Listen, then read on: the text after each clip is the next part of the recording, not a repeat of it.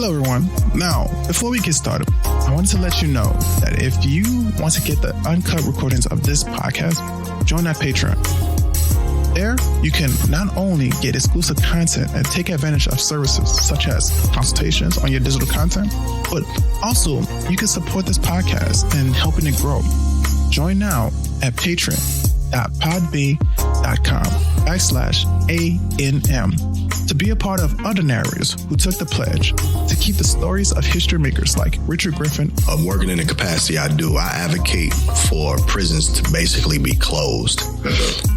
But I'm not tasked with the responsibility that when somebody is released from prison after we got that prison closed, that I'm gonna help them find affordable housing, I'm gonna help them find employment, I'm gonna help them, find a vehicle, get their license, get into school. Like at that point, hey, I just shut the door to the prison, you figure it out. Gotcha. Doing good work, we can be better at it, right? There's things that we could do differently to help that process be more of an inclusive wraparound service for anybody that's dealing with the trauma of that experience. The diatribe being told. So when we went to start the Drunken Retort, there was nothing of its kind in existence. They wanted it to be interactive and rowdy and fun. I think it's always fresh, new blood. There's old voices, new voices.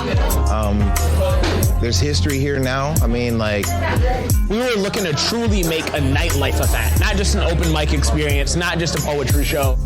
To get people excited about poetry and spreading the word and loud and pack a room out of people that were excited about poetry.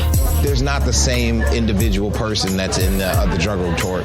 There's no cookie cutter people that are just made to come here. And I think that's what makes it dope. It's a community, and it's a community effort as well. Again, join at patreon.podbean.com/ANM and become a supporter of this podcast so we can keep telling the stories of these history makers. Until next time, enjoy the show and keep making history so that you too will be on this podcast. I spoke one-on-one with President Trump about this virus pandemic and his administration responsibility. I know answer that what comes next and when you the proper way to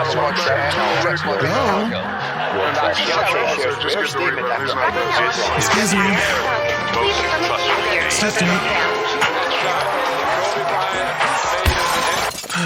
Now that I have your attention, woohoo! All praises, glory be to the Most High, and let's make history. And class is in session. Are you listening? Damn. What's the deal?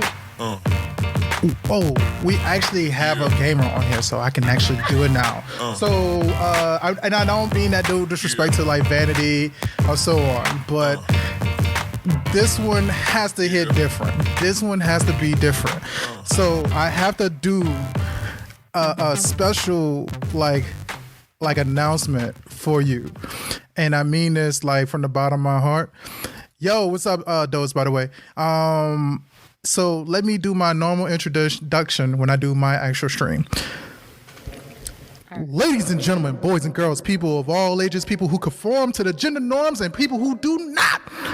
My name is History Williams, and I am here to introduce one of the baddest motherfuckers to ever touch a goddamn controller and also grace us on a camera. My. I'm telling you, y'all are missing out on a blessing. This person is bringing all the smoke, and this person is ready to bring some destruction onto this stream right now. Y'all may know her as Gamer, Friend, Scarlet Main sometimes, Jade Main sometimes, Mortal Kombat enthusiast, music sensation, singing some lullabies while also killing you at the same time while hitting that R2 and X at the same time. With that being said, this is going to be a different thing. And I mean, this is going to be a raid. And I'm not talking about my sponsors, Plarium.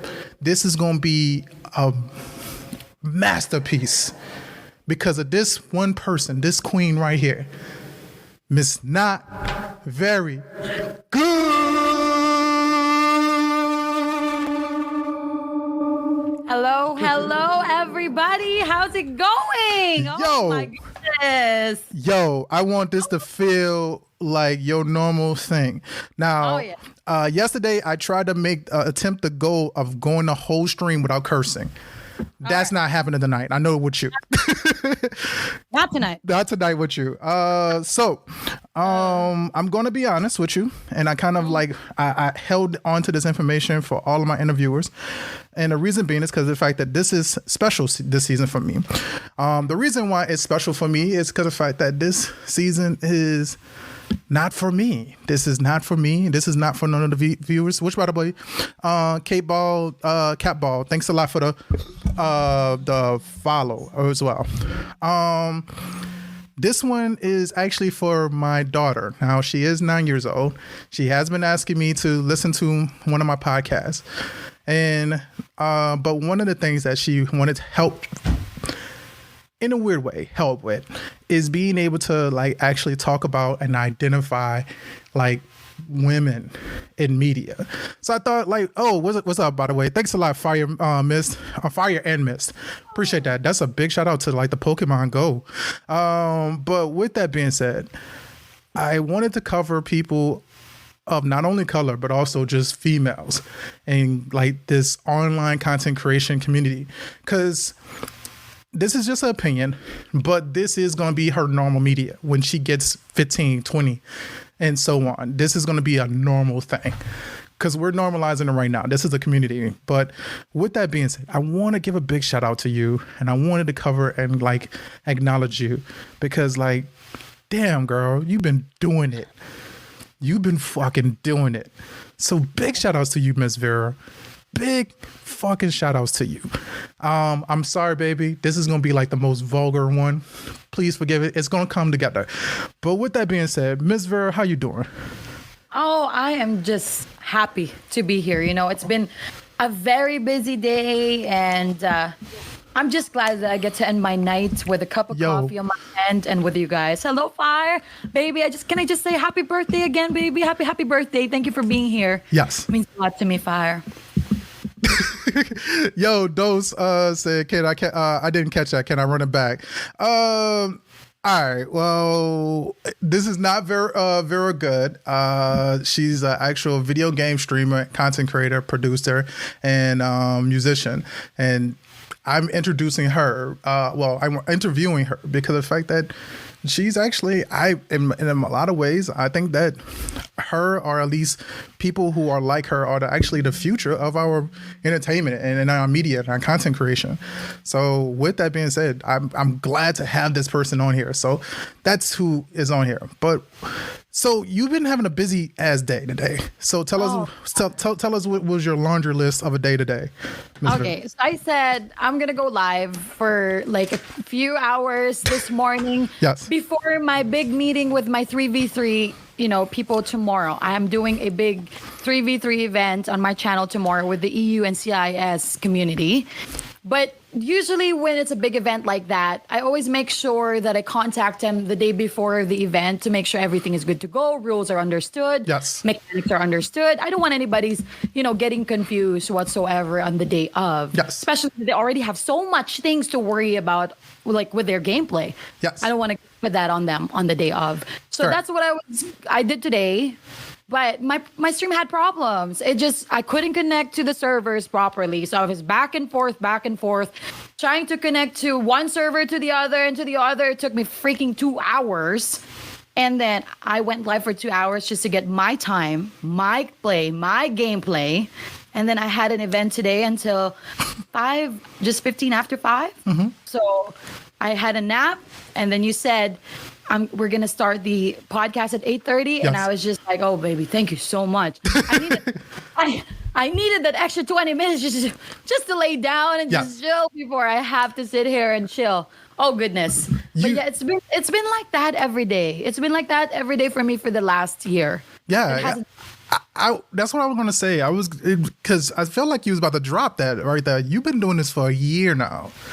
Like this has been your normal everyday like routine while everybody else was locked up and just was like, man, fuck it. All right, I guess I'm gonna have to deal with this vid shit. You were like, you were doing a different thing. You were pioneering a community, which by the way, I know that you said Fire Miss birthday. I do a birthday song for the sake of my podcast. I'm not gonna do it. It's usually I do a talk a big game like thing, but it's a beatbox and rapping thing. But I'm not gonna do it for the purpose of this. Just because I want to highlight this person. This is not about me. With that being said, Fire Miss from the Snuggle, from the Combat Cabana. I appreciate you. I'm pretty sure all the rest of the historians are gonna wish you a happy birthday. Actually, Blue Rose, one of our major historians, like they've been killing it. So with that being said, man, love you, love the community that like Vera has developed, and like happy birthday, man. Like happy birthday for real. But with that, like you've been doing this for like a year, so I'm gonna ask you a real tough question that a lot of Twitch streamers who are getting into this or people who are just like now streaming ask, which is this. All right. How did you get to the point where I want to say your partner now, right? Am I correct? Yes, I am. How did you get to that point in a year? I stay away from bullshit, number one. Yes. And I just did my own thing. Like the goal was not to be like everybody else. That was the goal. Yes. The goal was not to just do like events just because, you know what I mean? I said, if I'm going to grind, I'm going to grind it right. I'm going to put hours and hours and hours on my content, on my stream, on the players as well, getting to know the community as well. And I said, I'm not going to stop until I figure out what it is that is missing in this community. So I see a lot of people that have done such an amazing job just by being part of their stream, just by being part of their events. I see so much, just amazing stuff that they do on their tournaments, but I wanted to do something different. So myself, I just said, I want to do something creative. I want to do something that is not a 8-man bracket every day. So with my experience with arts, I said, like, I was in a theater company for a very long time. That was my job when I was in the Philippines. I was in the television. That's what I did. My life, my whole perspective is always going to be performing. So I said, I'm going to add a little bit of flavor to this just so people get to know who I am without having to, cross that boundary of who I am. Because I don't want people to know about my personal life per se, but they get to see that little piece of myself. Why not? So I said, I'm going to create a format on when I can do an event every day, 5 days a week. I can sing.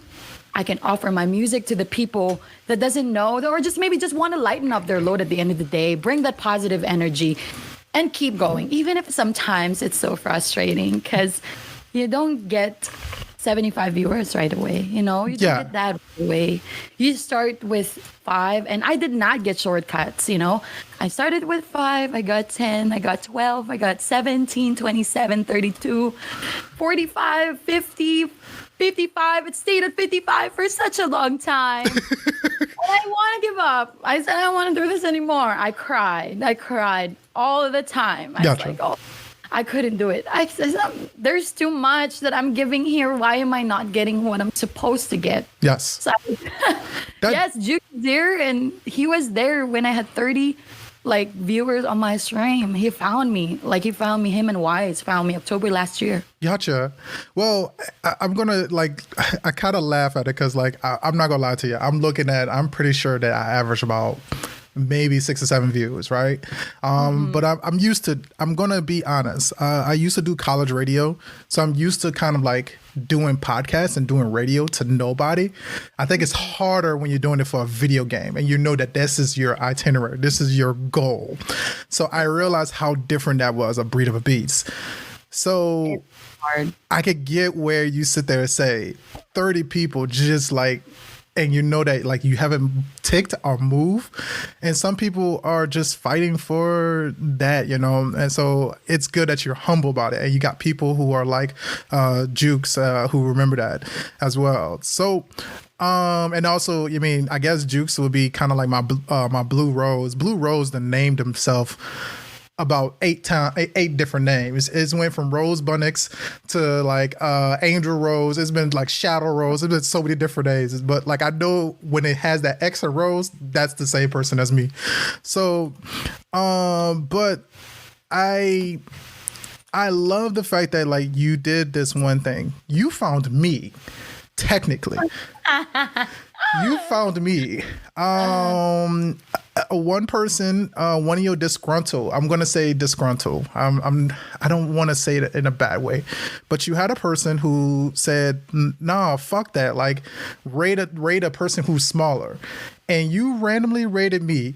You made me feel so fucking hyped to see like 100-something plus people just hit my stream, and I was like, bruh, I only have like a 2-man King of the Hill going on. Like, what the fuck do I do with this? And it was such a random thing. And you were like, yo, what's up? We raid. We here.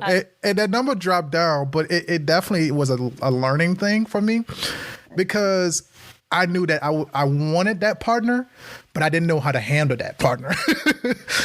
I did not know how to handle that. So how do you like handle that? Like this popularity, this kind of like almost fandom that you got like so far. How are you handling it? How are you like managing this so far? It's tough. Like I'm not gonna lie, like my struggle for like the partnership. Yes. I appreciate people that grinds it. I know I understand the grind. I understand how difficult it is. It's still hard. Even if, you're done or you're already partner. You're still grinding. Because, like, what's next? That's really the question. Yes, your partner, you got a check mark. But what are you going to do next? What's up? What's happening? So, for me, it's like, I just keep to my circle for me. Like, more than anything. Like, yes, there is the FGC, of course. And I'm sure you're familiar with all of them. But there are people as well out there. For example, Chuck, Fire Mist. Yes. I can give you a lot of names. Like there's Brian. There's a lot of people in my community that's just there to have a good time and watch video games and play video games. Yes. That's who I spend my time with. Not the people that just always streams or that are big names. I spend my time getting to know the people that I know if I meet them in real life, this is who I want to connect with. Mm-hmm. This is who I want to know. This is my family right here, So they started being, watching my stream when I was on Xbox, which was over a year ago. They never left. So that has to be a reason why they didn't leave. So I can't leave them either. So for me, the big crowds is amazing. I'm so grateful to see all of that. It's still overwhelming sometimes. But shit, when I don't see that little, people on my stream that is always there with whatever I am doing, either I'm singing or playing Mario Kart or playing Combat League or having an event, it doesn't seem right. Yes. So that's who I look for. Like that's my vibe. That's my people. So I don't know if if that makes sense. No, I totally understand that. Like, I had a person who popped in yesterday when I was interviewing Vanity, and when I first graduated from school, I went with the intention of, I quit my job. I was like, yeah, I'm gonna just start doing like a little bit of podcasting, but I'm going to focus on being able to do more producing and helping people get to the point where they want to be at. So one of the things I did start at was when I started streaming was like helping people develop and like getting affiliate and like trying to work and do like the same thing with partner and stuff like that. And it was so cool. I got to see one of my like day one like viewers.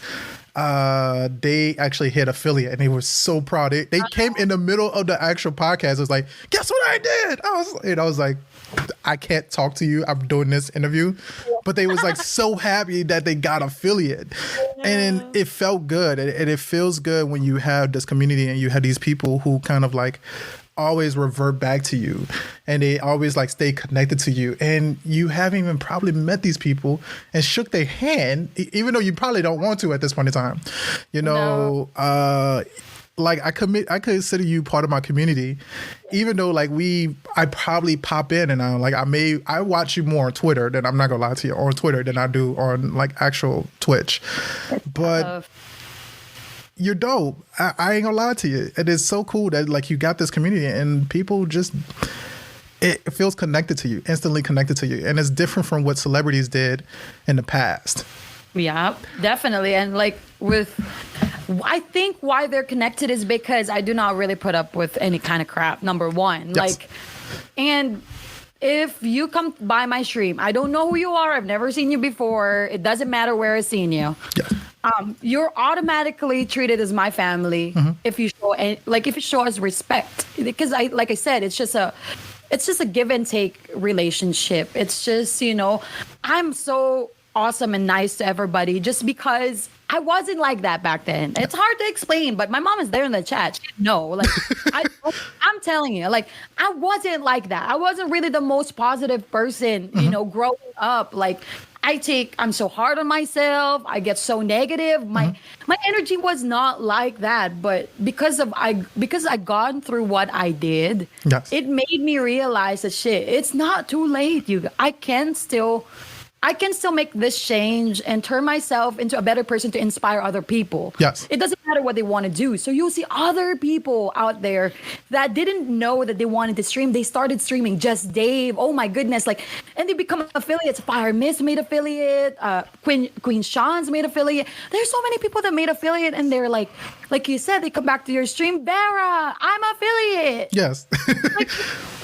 That is ridiculous. Yes.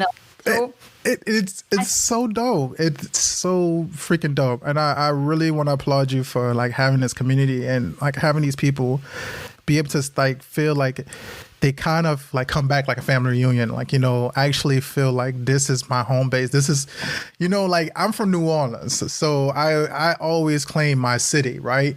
So for the people to come back, it's feel like when even though I live in Michigan now, it's like when I go back, I always revert back to New Orleans, no matter how somebody asks me, like, hey, where you from?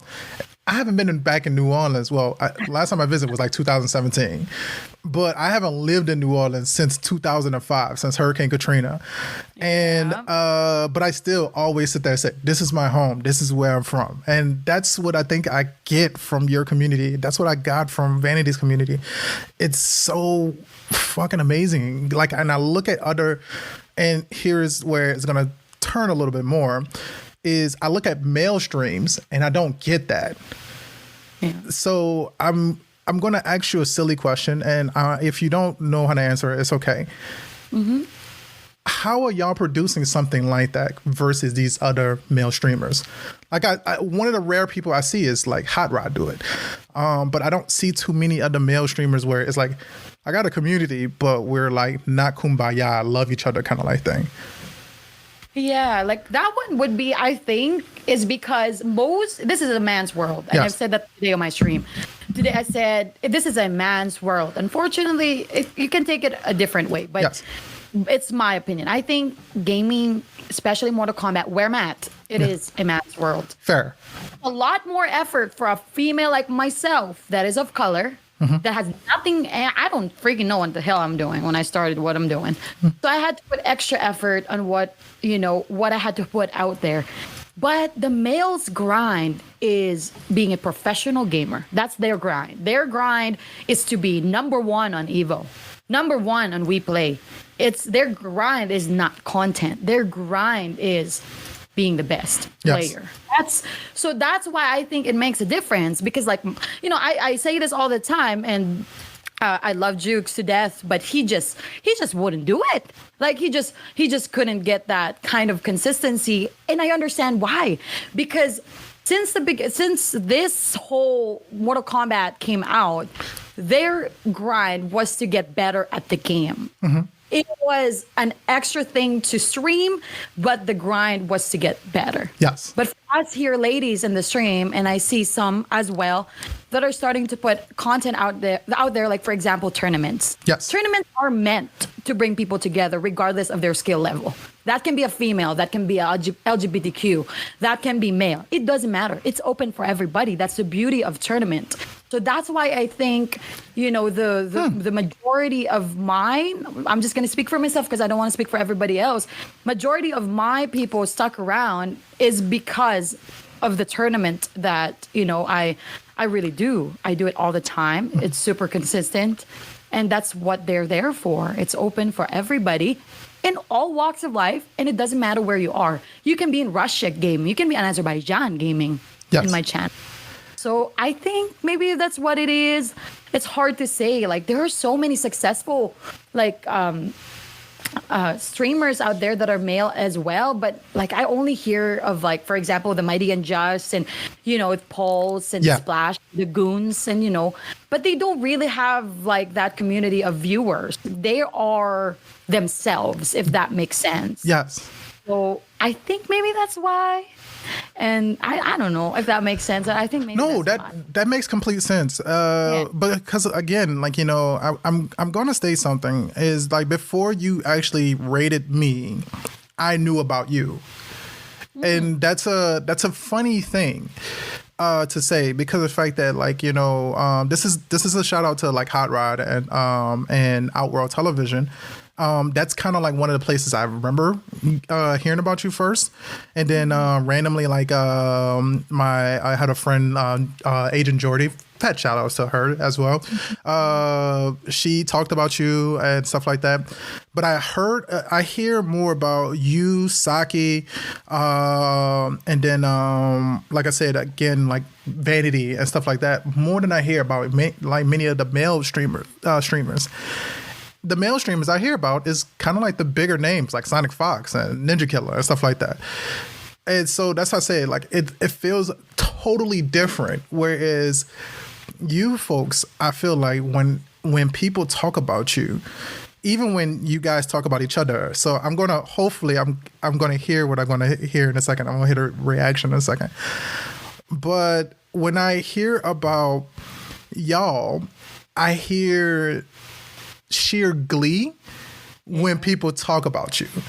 So it is so amazing. Like I told Hannah that I was like, that's Han Rose Dev, if y'all are from our stream. I told Hannah like, yeah, I got Vera on here, and she was like, yeah, or like she did it like that. I was like, yeah. Dope, like sheer glee.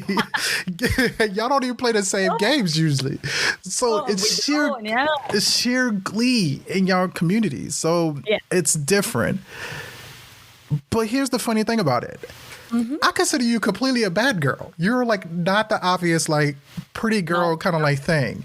You just told me right before this, and excuse me if I'm being inappropriate, but like. You say, how long you got left before you stream? And I was like, oh, yeah, I'm about to stream in like 2 minutes. Well, that's enough for me to go take a piss real fast. I was like, that's not a normal thing that you hear socially.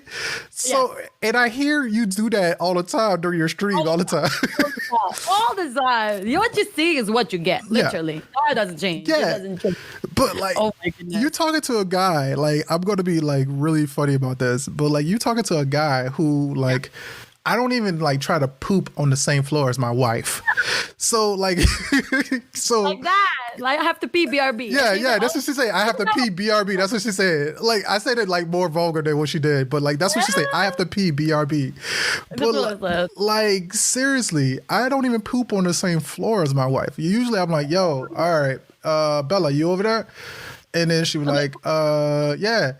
And I try to just like be quiet about closing the door and like turn the fan on or something like that. I don't want her to imagine this and hear my struggles and stresses. You know what I mean? I don't even think I heard my wife ever fart or burp or anything like that. Like I am not one of those people that need to know that stuff. And my wife handles it with class. I give that to her. And I'm not... I love the fact that like you just did a whole bad girl thing. You're like, you know what? Like that's not a normal thing, you know, and you're so free in your skin.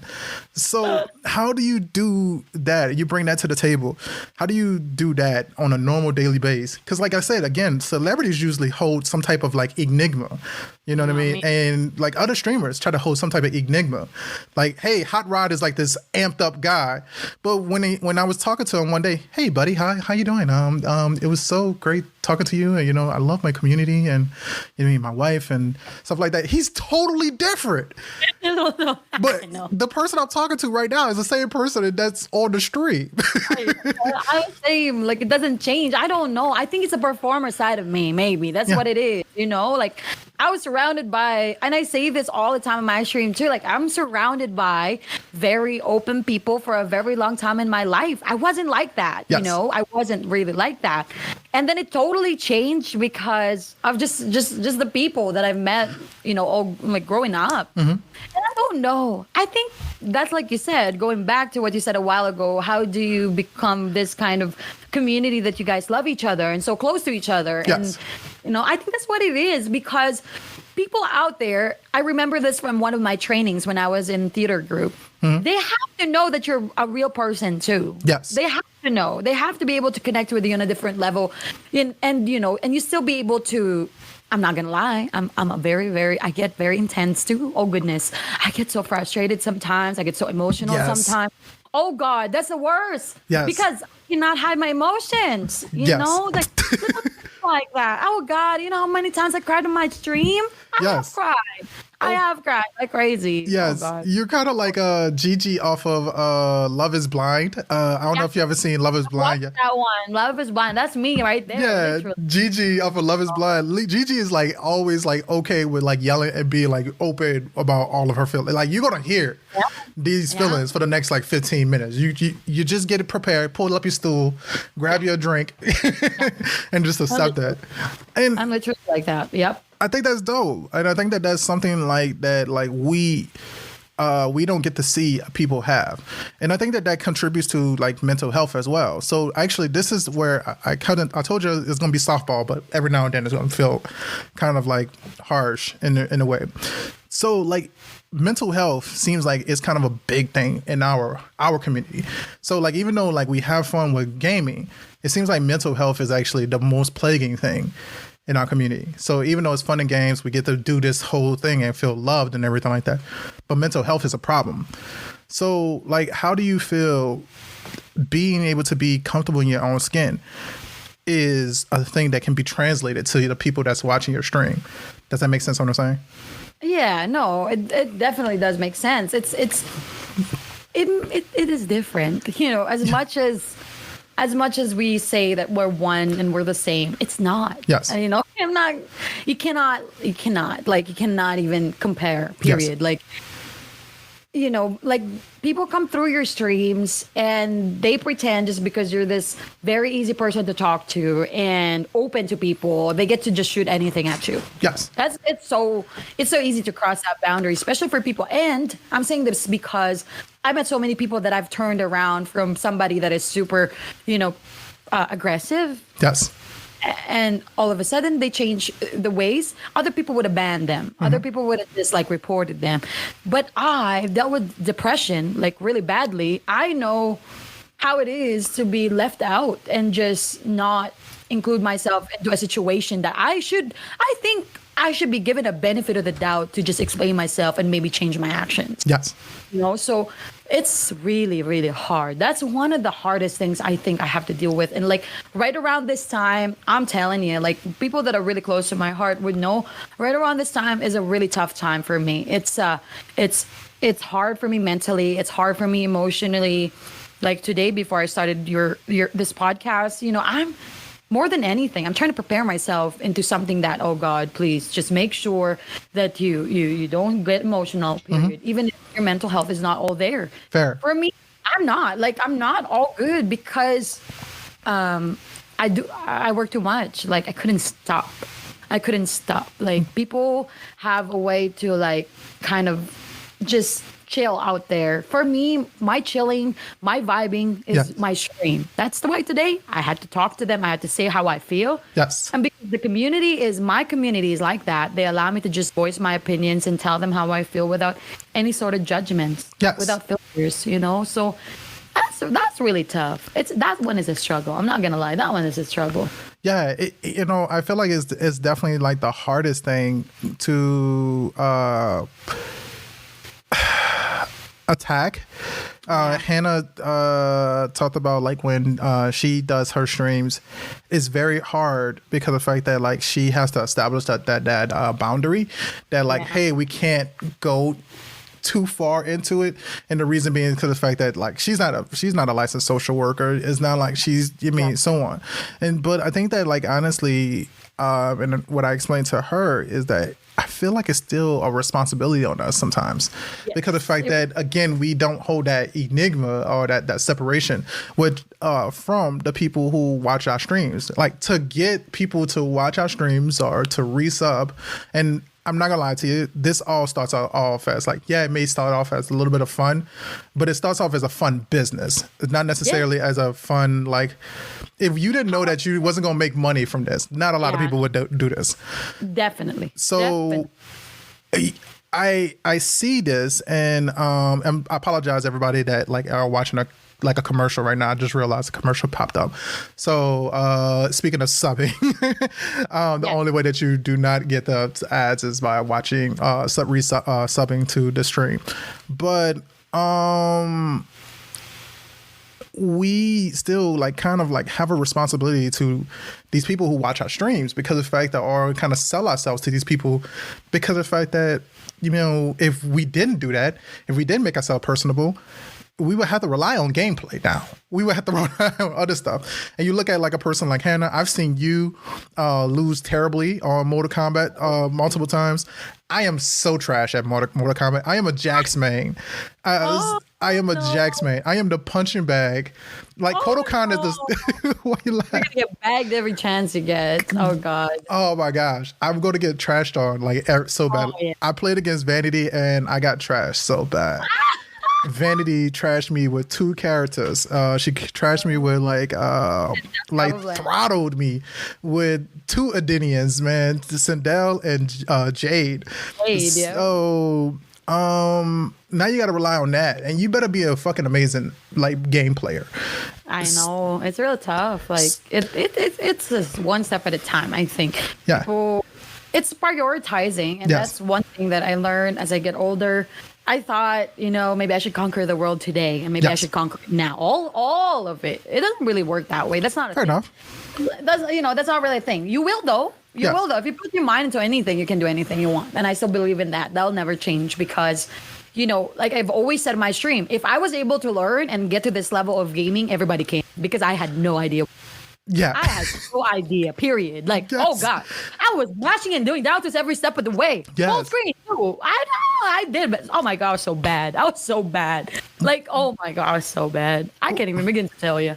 But there's mashing buttons. But there's people who are stressed. Like they get like, and I'm gonna say it's like stressful mental health wise is important for not only the streamer but also the people who watching the streams. Yes. It's like, and it's kind of like we getting paid to be psychologists and don't even realize it. My wife told me, because I have my master's in communications and I was thinking about like, what am I gonna get my PhD in? And that's my goal. My wife is like, fuck it, just do it in like social work, because of the fact that like you're kind of counseling people right now. Just do it. Wrong. He's not wrong. Do it in social work, you know what I mean? Because you are developing a community, but these people do sometimes rely on talking to you. So at least you can say you are licensed to do therapy sessions in a weird ass way. Easily, you should do that. That's a good content. You should do it. Yeah. If you're already there, you should do it. Yeah, I think I should. Fuck, man. And he seems like you're a very good, very easy person to talk to, and that's like a plus all the time. I wouldn't be talking to anybody that's so freaking hard to talk with and very judgmental. I'll tell you that much. I'm not. Well, oh hell. I'm gonna make you. So the funniest thing is this, like, I am super open to people and I don't like judge people and like who their character is. I try to be as blind as possible. It's not the fact that I don't judge you. I just don't say it out loud and I don't make it like You're good. Everybody judges somebody because it's like, like if Cardi B came into the building and you're like, oh yeah, Cardi B is here. Yeah. Would you still be in that same building if you knew Cardi B and Nicki Minaj was in the same building? You judge those people. You'd be like, nah, like, yeah, it's nice. Yo to the Barbs. Oh, It's up to Cardi B. But today is not the day to be on the same balcony as y'all two.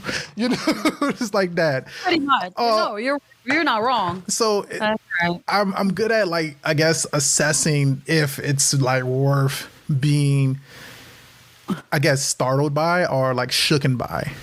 But as far as like, hey, you got this issue going on. Like, one of the things that I've been open and honest about is that I am a pansexual male. And obviously y'all know I'm black. I mean, it's kind of like not a serious. I think I've done a good job of hiding it, but I think I have to reveal it now. No, you don't gotta reveal. You're good. Yes. We got you. We got you. Yes, we got it.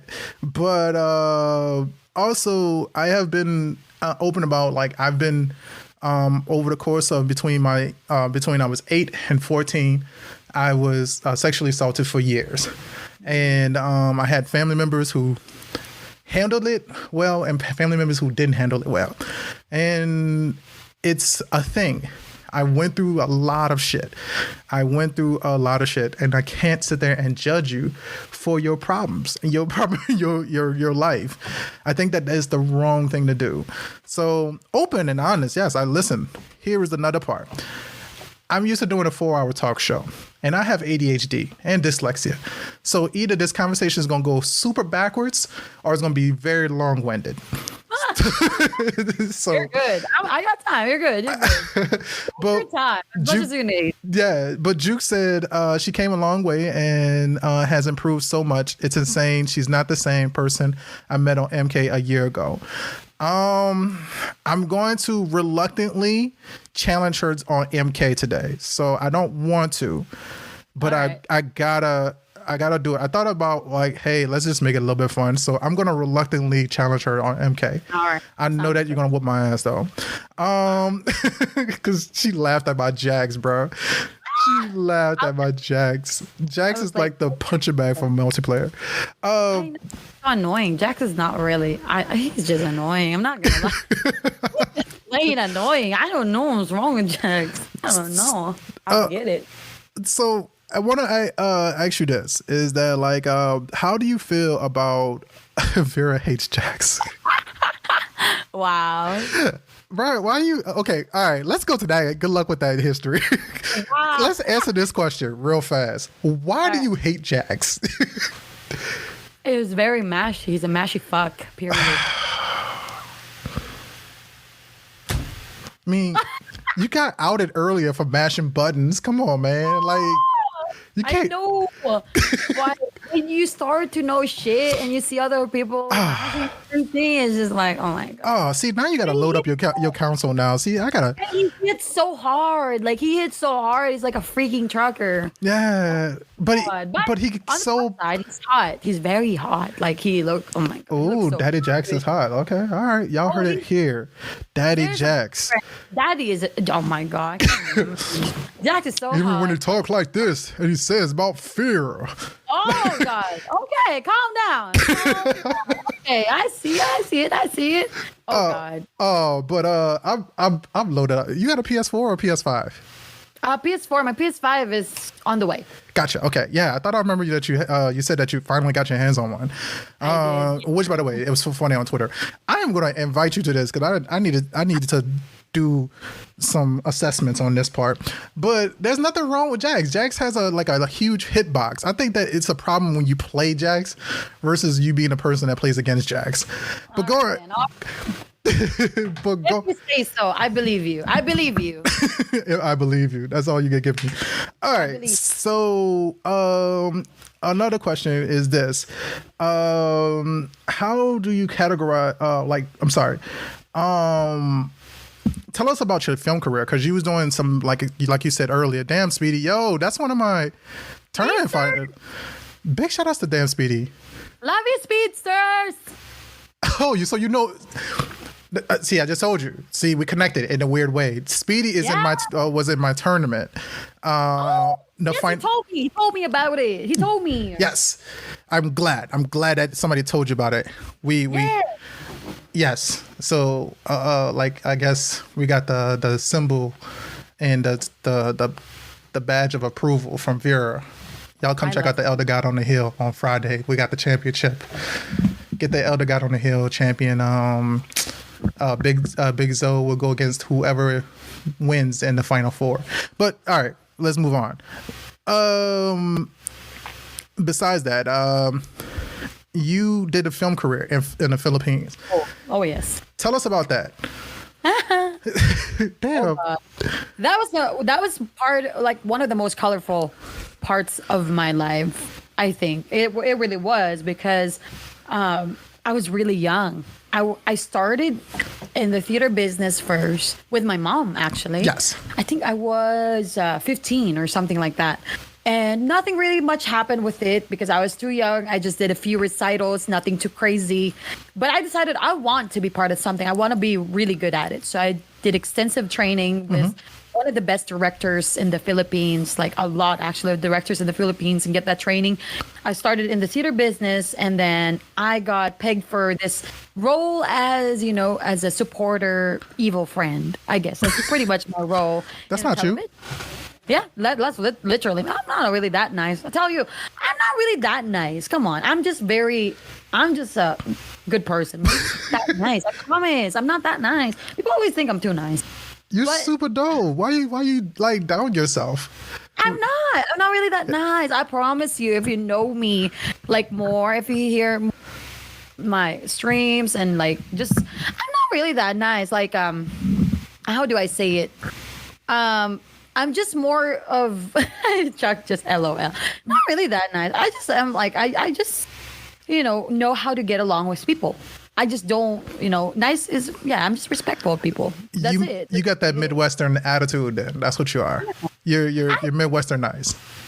I think so, because when I was back home in the Philippines, I was like that, working in the movie industry for years, especially indie, very downplaying. Oh, okay. I see you, Big Chuck. I see you.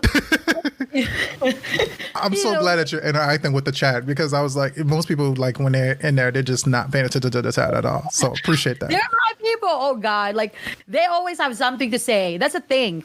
They always have something to say. Yes. Even the things that I don't even bother saying anymore, I'll promise you, Speedy would say it, Jukes would say it, Chuck would say it, Super would say it. Oh God. All right, tell me some of the deep, dark secrets, y'all, in the chat. All right. And then also, if y'all got questions for Vera, please type them in there. Just highlight your message.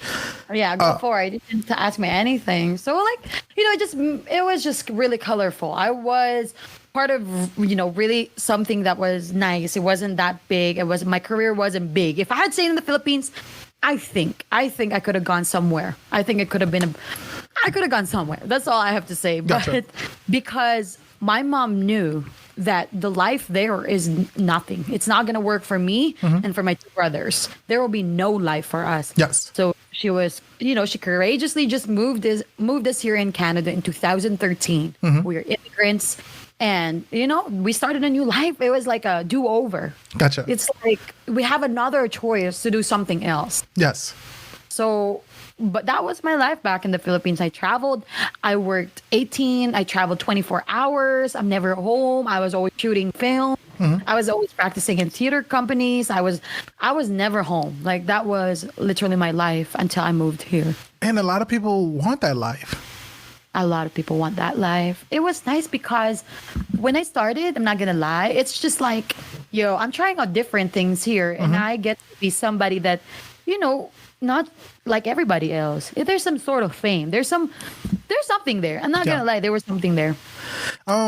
So my personal experience, I've only technically have two real experiences of knowing about the media industry in the Philippines. Is Joe Coy in his element, that documentary. I love Joe Coy. Man, trust me, Joseph, who told you were funny, Joseph? Yeah. It wasn't me. It wasn't me. But me and my wife, man, we love Joe Coy. And the funny reason why we got into Joe Coy because of the fact that we visit New Orleans and there was so many people who thought that she was Filipino. My wife is fucking Mexican. So like and people thought that she was Filipino or they thought that she was Hawaiian or it was everything else. My wife is like Mexican and Native American. So it's so funny. Like they had this lady, she walked up to her. She was from the Filipinos. She owned a store and she walked up, started speaking what is it called? Laos? Is it Laos? Tagalog. Yeah. She started speaking on that to my wife and my wife was like, I don't know. But she was like, the lady was going to give her a discount and everything. She was Yeah, definitely. People here from like, I live in a really, really small city, like 35,000 people city. And there's a lot of Filipinos here. That's a high school. My mom probably did not know a lot of Filipinos. I don't think they knew I was Filipino. Yeah. They didn't know I'm Filipino at all. Yes. Well, the funny thing is when my wife moved up here, she moved up here from Texas, and when she was here, people seriously thought that she was black. The school that she was going to was like assuming that she was black, you know, and my wife was like, I never even met a black person here. This is an all Dutch town. Like she never met a black person. So I guess I'm black, you know what I mean? When she was going to the school, but no, she's like, I thought I was Mexican. But yeah, like that was my experience is like I said, a Joe Coy. But I did have there's a business out here and they make mostly Thai and like dishes from the Philippines. And they were what they were saying is that like that industry is kind of like a volunteer industry. Yes. So it's not really it's not really taken seriously. So like how does it feel? Like you did those 24-hour like drives and it probably was like I'm just doing this for fun, not necessarily feeling like you're doing it for a career. Yeah. No, for me, I got lucky because, like I said, I took extensive training in the theater company because I had a good reputation back when that I'm professional and I can act and I can hold the line. Yes. Everything that I did was for money. So it was my work. It was my job. It was a career for me. Other people did it for free. Other people just wanted to be, you know, on the side of a camera for 5 seconds, and they're okay with it. Yeah. You know, that's the thing. For real, 500 pesos. How much is 500 pesos? Let me see. I'll tell you. Exactly. 500 pesos? That's only like $100. Oh no, not even. Not 500 pesos to Philippine pesos. All right. Oh yeah. So 500 pesos is $100. I thought it was $100. Is it $100? That doesn't seem right. That doesn't seem right? Okay, Google. Hold up. What is 500 pesos in... Philippine pesos to Canadian or US, whatever. $12.57. So $20 for you. Oh, shoot. I was way off. $20. I was way off. $20 US, literally. Like it is for $20. You travel 5-6 hours in a van that is so hot. For $20. Maybe to be seen or get caught by camera for 5 seconds. Maybe. I wasn't going to do that. I wasn't going to. Oh, that sounds as bad as AJ Johnson was talking about, which, by the way, RIP to that king, his role as Ezel on Friday. And they essentially paid him gas money to play this iconic role in this cult classic movie. Friday, you know, as the crackhead, and like everybody remembers his role, like his like lines, like like Smokey's over here taking a shit, like you know, like people remember this, like these lines, and he pretty much made the movie in some ways, and got paid nothing in the other. So, damn, that hurts. It really hurts. And one of my redemption, like for an unlock in my channel, I showed my stream, one of the indie films that I did back home. And I did that for free. I did that for some college students that wanted to enter a film fest, a local film fest. So I did that for free. There are certain things that I did for free only if I didn't need to travel, but because I have to travel most of the times in the Philippines, if the price is not right, you have to set yourself in a standard that I'm not going to accept it just because I want to be maybe seen in a camera or a television. Okay. I wasn't going to do it. It's not worth it. It's not worth it for me. And, we were just lucky, I think, that we were able to, get that kind of connection, like from the theater company where we work. My mom's right there. She said $12.57 Canadian. See? Like, she knows what's up. She worked there. I worked with her. I think one film we were able to shoot together once. But everything else, we shoot at different times, different days, different movies. My mom has more experience with like film. I have more experience with like the theater company, like Gotcha. like theater acting, traveling, real life stuff. Uh-oh. That's what I did more. She worked with Tyler Perry Classic. Yeah. But Pretty much. I want to say, Super Mad Genius said, "Where's my coffee?" Damn Speedy right. said, "You got to say it like a New Yorker." So, where's my coffee? Is that right? Where's my coffee? Where's my I can't say that. Hold on. Where's my coffee? Where's my coffee? Where's my coffee? I wonder, like, why do we always assume that New Yorkers have a super deep voice? Where's my coffee? Where's my coffee? Yeah. All right. That's all right. That's all right. I feel like I feel like I can make fun of anybody's voice if that's the case, because everybody thinks that people from Louisiana are super country and we talk like what's that dude name off of they talk about like Boomhauer, or talk like your boy from Waterboy, the special teams coach. Everybody thinks that we talk like that, and we don't sound like that at all. Have you seen that Be a Man? Yeah. Be a Man. Be a Man, Boston dude. Yeah, me and man. You've seen him, right? Yeah. Yeah, we live right in London. Yeah, and then what's another one? They say Nolans. I hate when people say Nolans. No, I can't say that. Nolans. Nolans. It's New Orleans or New Orleans. No. New Orleans. We do have a draw, so it does sound like Lawlins, if you say it like that. New Orleans. Nolans. Oh my God. That's all. The only thing I want from New Orleans is that beignets. That's why we'll go to New Orleans. Gotcha. Have you been there? I've never been in the States, period. Oh my gosh. First time traveling when I go to the CO. Oh yes. Oh. You yes. gotta don't go to Florida. Of all places, you gotta go to like Florida? I know. What did you say? What? Florida? Florida? Of all people, Florida. Florida. Florida.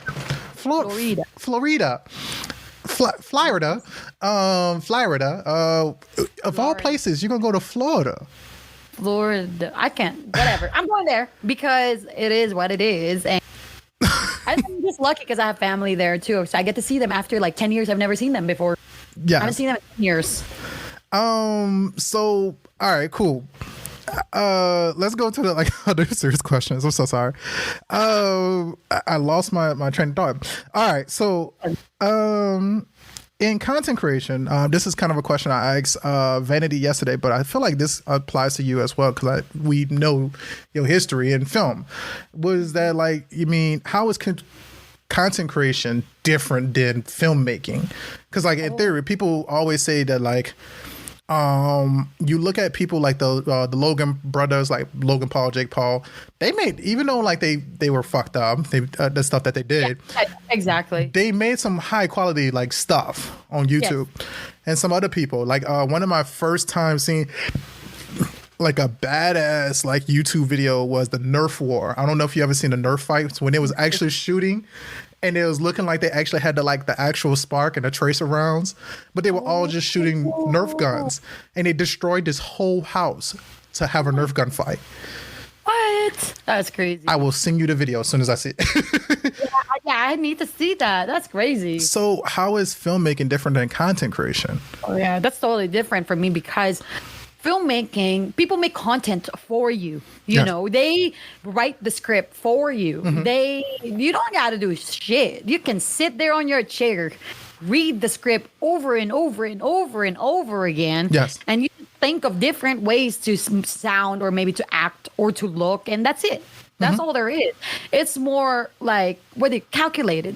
Content creation, there is like period, no guarantees whatsoever that what you put out there is something that people would, Yeah. you know, you start from scratch. You start from maybe if I do it this way and invite people that have a little bit of name out there, mixed with the people that are trying to just like put themselves out there, maybe that's good content. Maybe that will work. Maybe, but then you have to think of what do we call that then? What do I call this kind of event then? Yes. What is this kind of content? Who are we targeting on this content? Are we targeting just the women of the scene? Are we targeting just the LGBTQ? And I said, hell no. This is for everybody. When I said I'm making a content, my content is for everyone, not just for women, not just for LGBTQ, not just for men, but for everyone. Yes. So the freedom of, you know, sky is the limit with content creation. It's up to you how creative you want to be. But with acting, with the filmmaking, because I'm just an actor, I'm just like literally a pawn. That's all I was.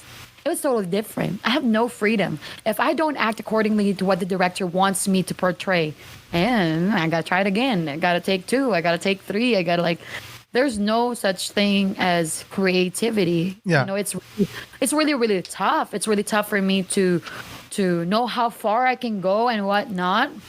You know, so I think that would be like the difference between those two. So that's why I decided I just want to do something, you know, with a little bit of freedom. And knowing me and my... I lost you. I lost you for a second. Can you hear me? Yes, I can hear you. All right. So like for me, I'm not really good with like working under somebody that I don't share the same beliefs with and won't listen to me. Now, if we do not share the same beliefs, that's fine. But you gotta hear me out sometimes, you know. But unfortunately, in the Philippines, it's not like that. The culture there is totally different. It's not the same. It's a culture shock when I move here in Canada. Okay. So I have to make my necessary adjustments to make sure that what I'm doing is something that people would enjoy as well. So, yeah. I mean, I think it's dope. Like, I mean, that like you willing to acknowledge that there is a difference in it. I think that the hard part is, again, kind of like what I stated to you earlier, that like this will be my wife, my daughter's content creation. This will be her movies. This will be her TV shows. Exactly. And that's what it leads up to. One of my best examples is like the podcast that became a TV show, which is Two Dope Queens with Phoebe Robinson. And I mean, they started off from the Daily Show, and one of them was like Always Sunny in Cleveland or Philadelphia, whatever like that. And then they got popular from those shows, and they did their own like comedy stand-up kind of like show as a podcast for WYNC.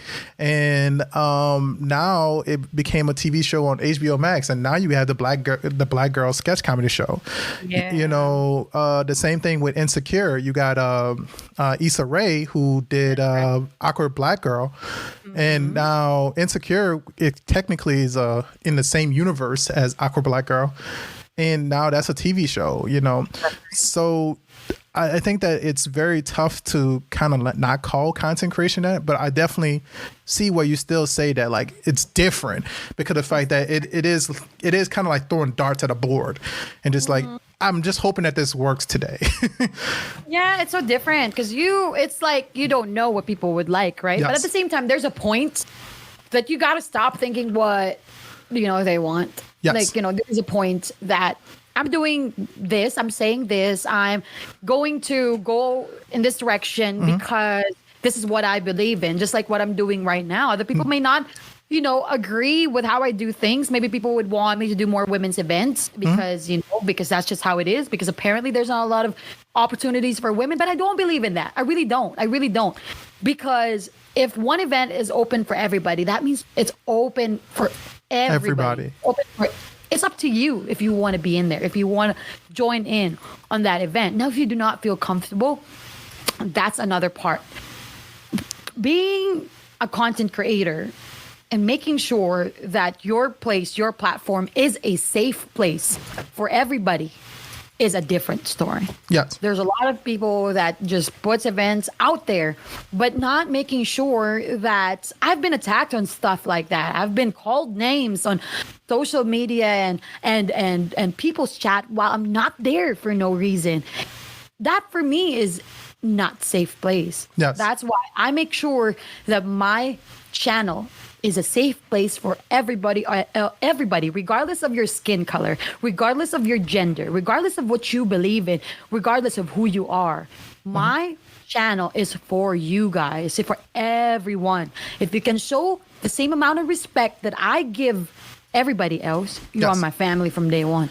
And that's the difference. That's what I notice. That's what I see out there. And it's like, oh, I just really wish that people can do something about this. Maybe this world would just be a different place. Maybe people would just feel, more safe. It's really different. It's really tough. This is really tough. Yeah. I mean, I think that it is very tough, but I think that like my best example is, and I know a lot of people didn't agree with this one, is that like a celebrity that is making content for themselves currently this day is Kanye West. I hands down believe that he's making content for himself. He is purely a content creator. I don't think that he does this job anymore for entertainment. I think it's just being like what we do with streaming. It definitely feels like that.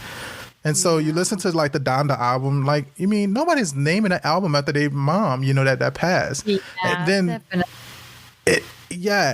and like all the other stuff is named after like events in his life, and it's part 1, part 2 to these things. And he could have easily, people are demanding like, oh, let's get the Kanye West all the way from the graduation, college dropout, late registered, like Kanye West. And he's saying like, nah, I'm just going to publish this. But another content creator I would say is Lil Nas X. Yeah, all right. You got to explain that. Lil Nas X did an interview with the Breakfast Clubs, and Breakfast Clubs, it's the S in there. It's like saying ask instead of ax. But he said they were asking him, do you have a responsibility to kids? Because kids were mainly saying your song, Old Town Road and stuff like that.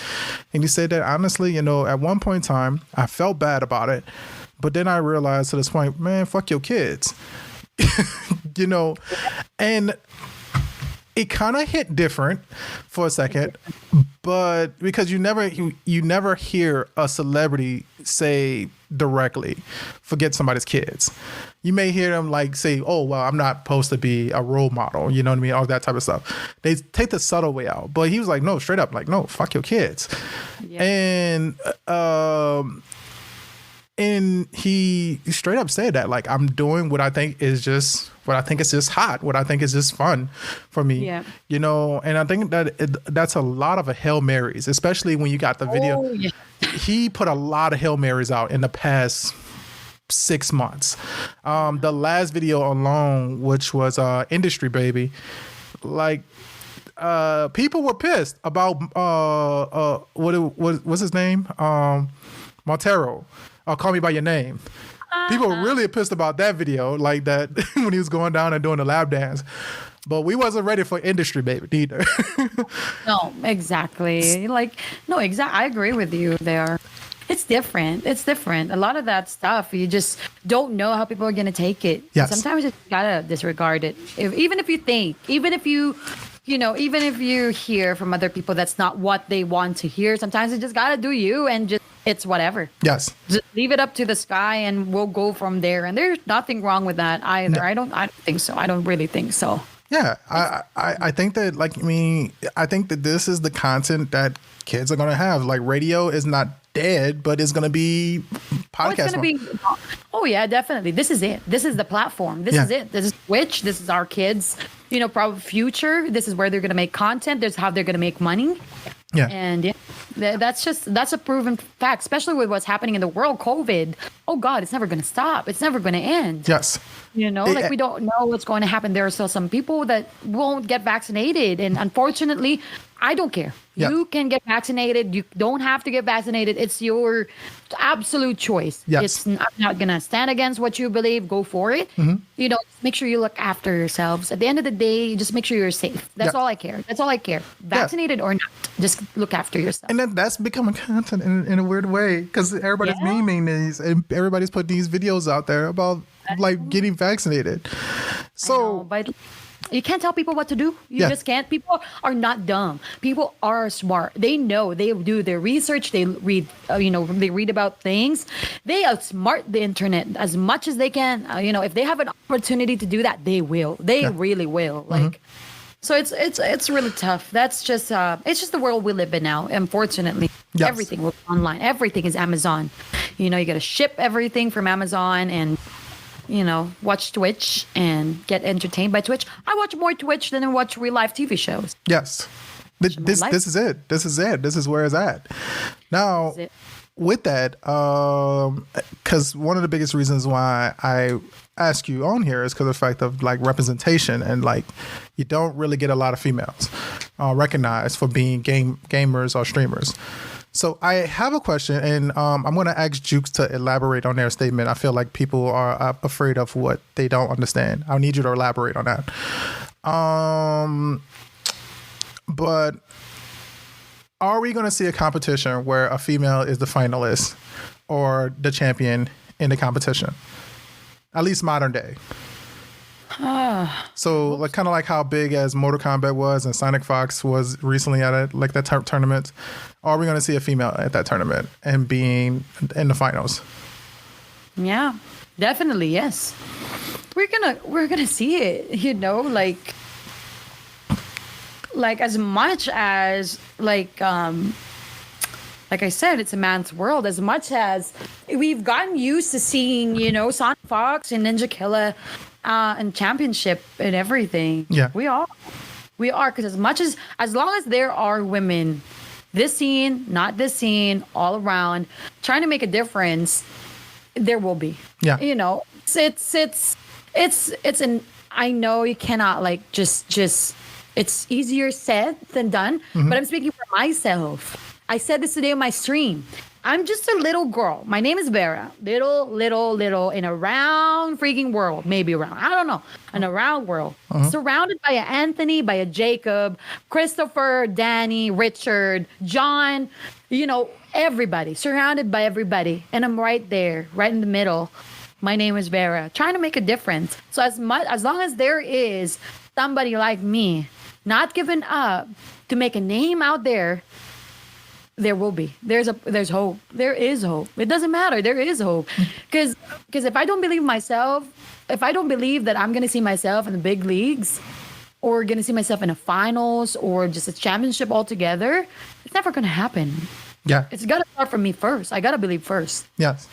I mean, now with that, kind of taking that same question for Lil Nas X is, do you feel like that's a responsibility for you to do that though and promote that and make sure that there is, in the case of like what Super Mad Genius said, the 13, 14-year-old girl from being a FGC prodigy, do you feel like you're responsible for making that happen? I'm responsible for myself, for making it happen for me. Okay. I'm responsible for myself. Yes. Before I can be responsible of everybody else, Yes. I got to be responsible for me first. And it's my job. It's my job for myself to prove me right. It's my job. I don't have to prove anything to anybody. I always believe in that. Damn. Everything that I have to prove for is to myself. If I can't do it right for myself, how am I going to do it right for you? Fair. If I can't prove myself even 5%, how am I going to do it for you? If I didn't believe myself that I'm going to get partner after all the freaking, crying that I did in my life, why would you believe me that I can do it? It starts from me. So if I can do it, everybody can do it.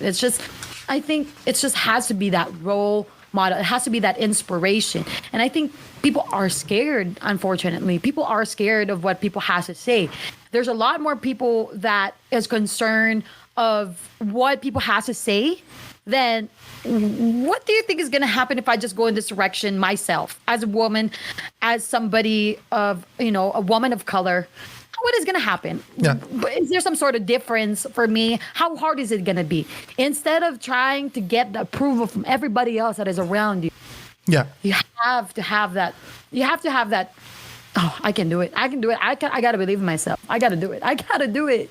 You got to do it. I got to do it for my daughters. I got to do it for, my daughter's daughters. I got to do it for everybody. If I can't do it, who's going to do it? Gotcha. I mean, I get that. And then that's one of those things that, like, kind of like even me doing this podcast, I think that it's important that, like, my daughter gets to see this, which, like I said, again, this is modern day. Like I said, her film is going to be this. Yeah. My kids don't really watch, like, cartoons. They haven't really had excited about the cartoons. They get on an infinite loop of watching Amazing World Gumball. And I say that because of the fact that that's a Canadian show that came to Cartoon Network.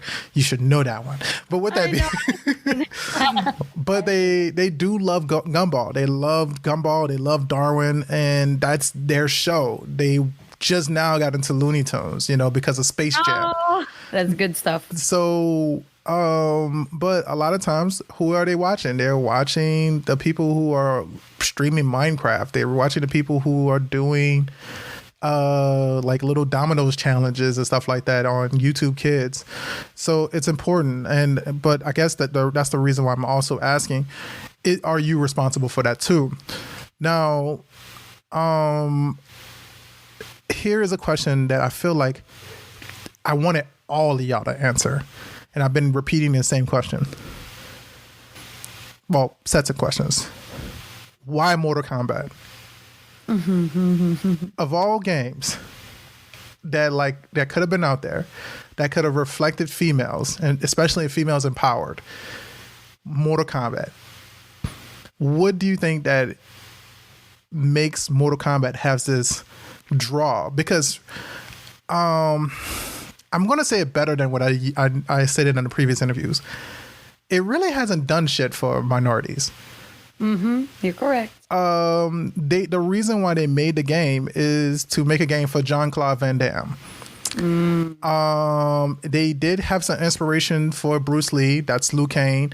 They did have some other inspirations, but they didn't do nothing for us. So why do you think it's a game that we love? And why do you think that it's a game? Well, I'm going to ask you, why is it a game that you love? And why do you kind of hold on to this and build a community around this game? It's not really just a game. It's hard to explain because it's so fun. Yes. For me, it's so fun. I watch that. I grew up in Mortal Kombat. Yes. I watched Mortal Kombat movies. Before I even pick up that game, even before I knew there's such thing as move list. Yeah. I knew what Mortal Kombat was. It's a classic. It's a classic. But more than that, why I hold on to it is because of the people that plays that game in my community. Yes. Not because of, not just because of the game, like not just because of just the game. So I think for me, more than anything, it's the community that brought me together. It brought me with these people like Lahey's Jukes, Super is here. That's why I'm still here.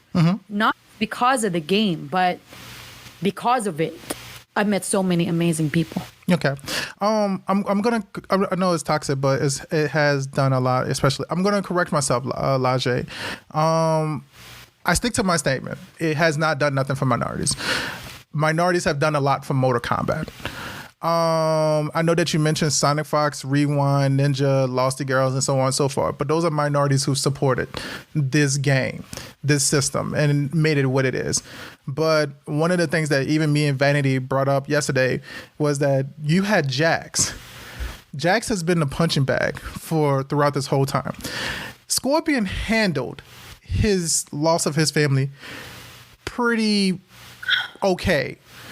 And then you had Jax, who just went the opposite and just became an alcoholic. He lost his arms. There was like no come up for that character. The one character that you had a strong sense of that was black was Kai. and not you, Yav Kai. Please don't respond, Yav Kai. Kai. And people made fun of him and said that he was just the horizontal Liu Kang. He shot his fires upward and downward, you know. So as far as characters and minority just sense, you had no come up for the characters who are black and brown. Now, when it comes to women, you had to fight all the way to Mortal Kombat 11 before women could fight and not have to look like they were half naked in bikinis. And Ed Boon stood by that, and the designers stood by that until people fought for these women to have the classic MK1 and 2 skins. And now you have these women that's half naked again. They look like they got stockings on, but they're still kind of like half naked. So for minorities, it has not done nothing to be able to actually represent and hold on to a value of making minorities seem like they empower. Katana can never be Katana Khan without the help of Liu Kang. Kodo Khan is always going to be Kodo Khan. He just has Jade with him. He had a relationship with Devora. And even though he was a punching bag and she saved him, realistically, you still have the stereotype that women don't talk to each other unless it's about a boy in film. So when I talk about Mortal Kombat as it didn't do nothing for minorities, I mean it in the aspect that like it has not done nothing to be able to actually promote that minority characters can be just as important or be able to be as game changing to everything as a Liu Kang, as a Johnny Cage. Johnny Cage is the most basic of basic fighters. And they made him a fucking god. Like I want y'all to understand that. Like he's a god, and Liu Kang, who's the main character, is not a god until he had to become Fire God with Raiden. Like I just want to put that in perspective. So realistically, it has not been anything to promote minorities being in a power seat. You had the movie, I'm gonna MK lore, since MK11 is my first. No, Jukes. I'm not like I said, Jukes and like none of y'all. I don't want y'all $500 shades. Yeah, he was $500 shades, and that's dope. But like, think about this in context too. Goro was Shang Tsung's champion. Goro won a lot of those tournaments. I'm so sorry, Vera, and I promise you, I'm gonna let you go, and I'm gonna let you like throw it. For it. Goro was Shang Tsung's champion, and Johnny Cage beat Goro. So realistically, Liu Kang just had to beat the sorcerer. That's it. And this is when Shang Tsung was at his weakest. Shao Kahn had to give him his power back to be young again. So apologize. So I mean, I'm not trying to say nothing like bad about the game. I love the game. My very first rated R experience is this, but I'm just saying that like as a grown person who's 30 now, playing this game for the first time when I was like 5 or 6, I still kind of realized that this has been a trend for it.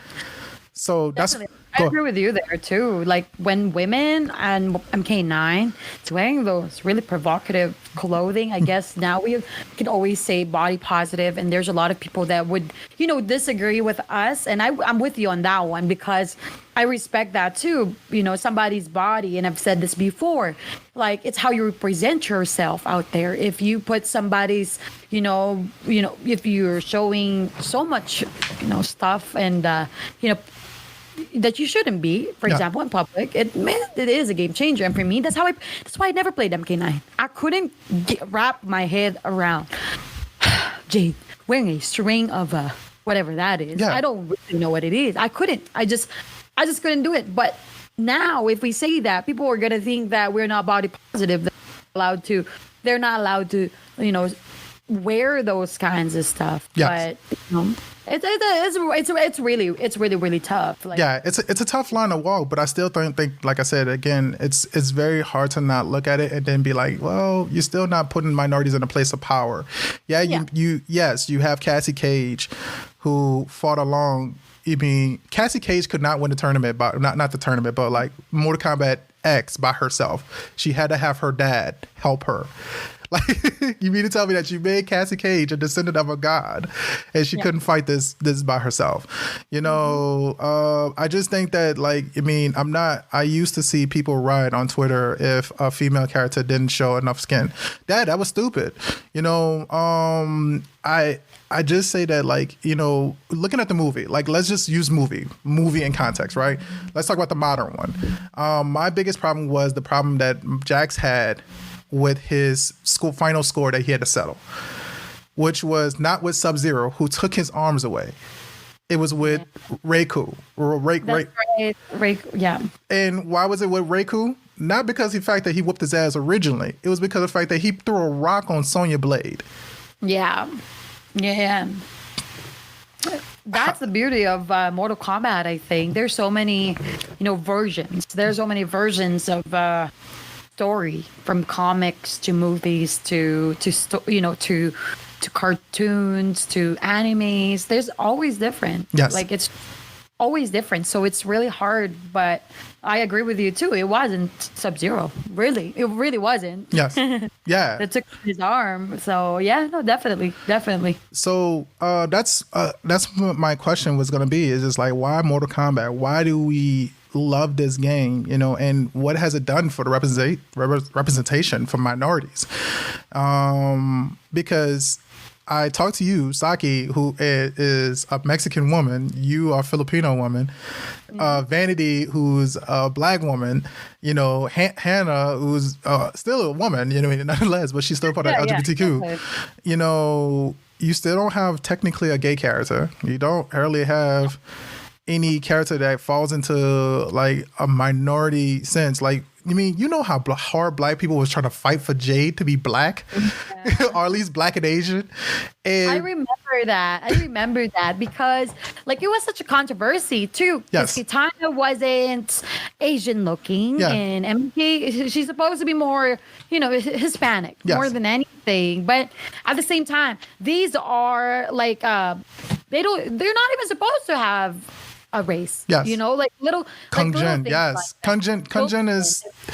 Go ahead. I'm so sorry. I apologize. No, exactly. Like, just little things like that. So it was such, controversial. Yeah. Like, why is Kitana look Asian? And, Jade's black. Jade's supposed to be black. Yes. And like, well, yeah, but, people always make different like versions of these, women out there. Unfortunately, it's just like, and when you say what has it done for us? Like, game wise, I play it personally because I love it. Yes. I just play the game because it's fun. Like, it's brought me a different kind of perspective for myself. Yes. As just somebody that I thought could never play video games, and then I understood how it works, and for me, that's why. And then I met amazing people out there from all different walks of lives and life, and black, Asian and Hispanic. And I think that's why I still play this game, because every time we make a room at King of the Hill, for example, my friends from everywhere, either you're in EU, either you're, in Las Vegas, even Texas, it doesn't matter where you are. It just brought us together. Yes. So, for me, maybe like really that's what it was. I do understand where you're coming from about the, that's not really had a lot of given us enough exposure as minorities, as black people, as Asian, as Hispanic. Really hasn't. Why are there so many as well colored people that supports this game? Why does Rewind excel so much? Why does Nick does? Yes, because it's us. It's because they just love it. I promise you, they just like the game. Yeah, love it. They love it. They wouldn't be who they are today if they didn't like what they were doing. Yes, I agree, and like I said, it's just a thing that I love, and I thank you, Leaf Life, for pointing out Kung Jin. I argue with you. Where's Kung Jin now? The same thing with you said damn, but I point that out to you is that it's not a thing. We still have Katana. We still essentially. Mortal Kombat 11, I told this to a friend. Mortal Kombat 11 is Avengers Endgame. Yeah. And we got all of the original cast for Avengers Endgame, maybe a sprinkle of a few new people here or there. That's what this is. This is Avengers Endgame, and we're trying to go to Phase 4. But I think that it does a discredit to the people out there that were established as new characters that's part of this universe. So like Kung Jin, Takeda, Tanya. Somebody mentioned Tanya as well. Stryker has officially become a new character in it, and so on and so forth. So again, where are those characters at? Rain. People fought over Rain. I know. Fought so hard over Rain, and this is a Mexican character. A Mexican person played Rain, and we fought our asses on it. Why? You have. Go ahead. What you was gonna say? No, I agree with you. Like, you had to. I remember when Rain first came out on MK11. Yes. Oh God. Yes. It was a big thing. It was such a big thing. It was a big deal that Rain. Why did we make Rain Mexican? He's Indian. The whole Indian thing, and it's like we can't have color people in this thing, you know. So with that, I apologize. I took up a lot of your time, and we got it. No, you're good. I have time. It's all good. Do your thing. How do people fight for Rain but not Triborg? Dang. That's because you're a sub man. DJT makes Rain top tier though. Jukes. I'm just saying. Yes. Oh. Yeah, Rain. So with that being said, and I got off track. I know I'm realizing my countdown for my time with that, and you're officially my longest podcast this season. Oh, yeah. So with that, my last question for the interview is: if there was a little girl right in front of you, and you knew that she wanted to. She was having trouble in the world, identifying herself and being able to understand the life of being growing up into a womanhood, I guess. What would you tell that little girl? Oh God, a little girl. Goodness. That's a tough one, because I think what I'd say is do not ever go out of your way to belong. You have to stand up for who you are. Mm-hmm. As long as you believe in something, as long as you're not hurting any people, as long as you're not, doing anything wrong, you have to stand up for that, This is a crazy world that we live in now. This world is super, inclusive. Unfortunately, it's never changed. It's a very tough world to live in. It still is. It doesn't matter what it is you do. Either you work at a desk job, either you work at a retail store. It doesn't matter even if you're a content creator, a radio host. Yes. It doesn't matter. The only thing that you can do is to just stay true to yourself. Oh. It doesn't matter. It does not matter. Do not ever change for anybody.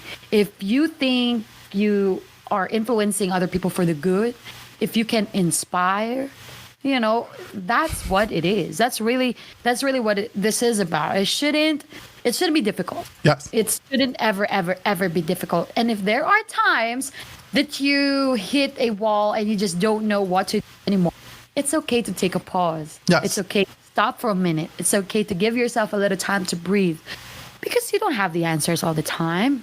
You don't know everything. So it's okay to give yourself some time to take a break, just listen to your heart, and what is it really that makes you happy at the end of the day? Fair. What is my purpose? Why am I doing this? How am I affecting other people's lives? I think that's really what it is. At the end of the day, it's not just how many views you have on Twitch. Yeah. It's not how many subscriptions you have.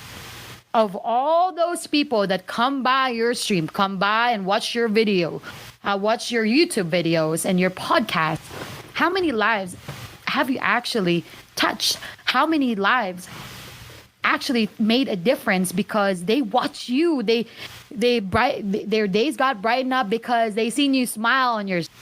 Their days were so hard, but because you're there, it's just like, oh, it's a good day. It's a good day. You have to make. You gotta make a difference. Gotcha. Well, damn, Vera, I can't do much more podcasts after that. With that being said, this has been dope. I had to ask a simple question. Are you not entertained? All right, no, I'm sorry. I thought I was doing something amazing. I do that. But with that, let's celebrate this girl the right way. Let's do this.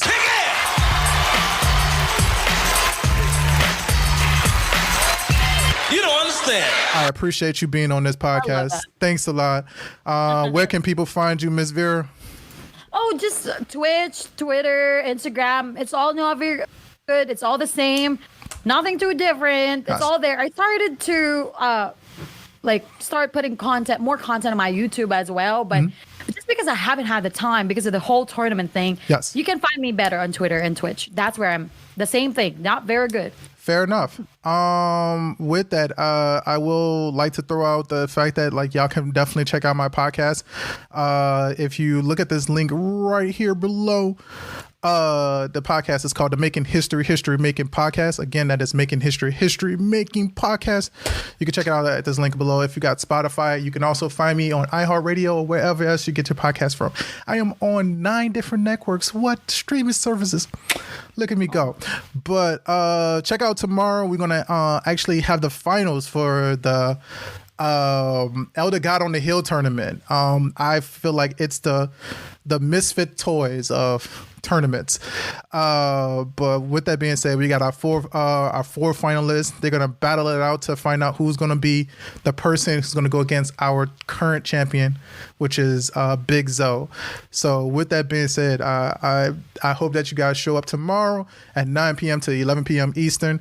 Vera, you are dope. You amazing. You are amazing, and I appreciate you being on this stream. I haven't done this for anybody yet, but I'm gonna give you this one real fast. All right. I think that I should drop this real fast for you. I forgot. I didn't play it. I don't put it on here. I usually play this sound effect. Hold up. I'm gonna add it real fast. It's not gonna take long. But this is for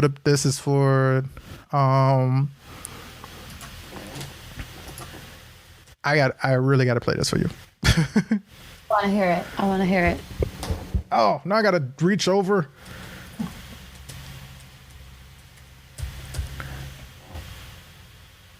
I gotta reach over for my overlays and stuff like that. I forgot I gotta switch it over. It's not gonna take long. But with that, I gotta hit you with a sloth clap. That's what we call it, a sloth clap. One of the best and most anointing moments that we possibly can have, which is this. And one more time for the house. You son of a bitch.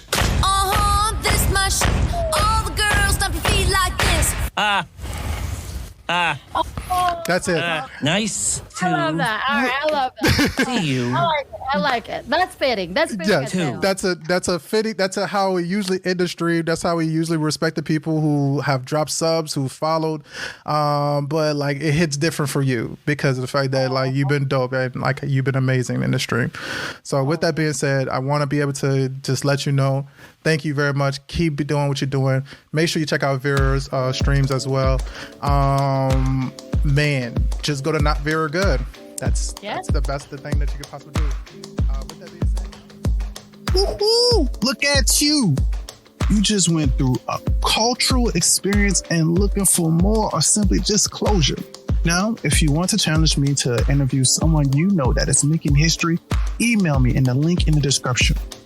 Also, if you're looking for more of Making History Making Podcasts, then remember that you can find it on Spotify, Google Podcasts, Luminary, iHeartRadio, and more. You can also find more content by History Williams on A Narrative Media Facebook page and YouTube. These pages includes events, tutorials, and even a gaming stream. Speaking of gaming, if you're a blurred, nerd, Latin nerd, or simply a gamer, you can check out Talk a Big Game on Twitch under History W. That is capital H, lowercase I, lowercase s, capital S, TORY capital W, or the Facebook page A Narrative Media. Also, don't forget to check out the merchandise and the links in the description. We have various types of merchandise to choose from, and show your support for History Williams and A&M. This includes bags and apparel on Redbubble, more colors for your t-shirts. You find those on TeePublic. Or if you're a coffee drinker, grab a bag of the biggest roast coffee from Custom Label Coffee. When you buy a bag of Custom Label Coffee, make sure you use the promo code SLOTHGAME to get 10% off. Finally, for the closure, it would be cliche to say follow, like, subscribe, and share. But that is not completely why I am doing this. And that is not the brand that I want to build with A&M. I want to earn those things from you. My goal and dream is to provide you as the listener or viewer a cultural experience that is not only entertaining, but informative as well. My final goal is to make you feel as though you have a community every time you listen to this show. So when you hit that follow, subscribe, share, or like button, just know that you are part of the history makers and narrators that strive to grow and build a better connected future for all of us. So know that every time you hit those buttons, you're challenging yourself and me to keep making history. You folks stay awesome and keep making history so that you too will be on this podcast.